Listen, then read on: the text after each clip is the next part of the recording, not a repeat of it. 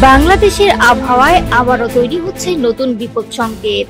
দক্ষিণ পূর্ব বঙ্গোপসাগর ও তৎসংলগ্ন এলাকায় সৃষ্ট একটি লঘুচাপ ঘনীভূত হয়ে ঘূর্ণিঝড়ে পরিণত হতে পারে বলে জানিয়েছে বাংলাদেশ ওয়েদার অবজারভেশন টিম বিডব্লিউওটি।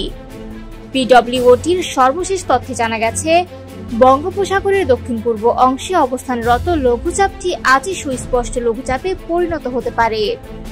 আর আগামী 26 থেকে 27 অক্টোবরের মধ্যে সেটি গভীর নিম্নচাপ এবং পরে একটি সাধারণ মানের ঘূর্ণিঝড়ে রূপ নেওয়ার আশঙ্কা রয়েছে।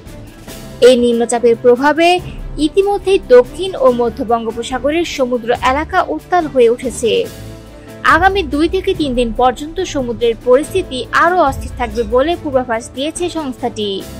বিশেষ করে উত্তর বঙ্গোপসাগর 27 থেকে 28 অক্টোবরের দিকে বেশ অশান্ত হয়ে উঠতে পারে। তাই সব ধরনের মাছ ধরার ট্রলার ও নৌযানকে সতর্কভাবে চলাচল করতে বলা হয়েছে এবং পরবর্তী নির্দেশ না দেওয়া পর্যন্ত উপকূলের কাছাকাছি থাকতে অনুরোধ জানানো হয়েছে। বিডব্লিউটির মতে, সম্ভাব্য এই ঘূর্ণিঝড়টি 28 থেকে 29 অক্টোবরের মধ্যে ভারতের উত্তর অন্ধ্রপ্রদেশ ও তৎসংলগ্ন এলাকা অতিক্রম করতে পারে।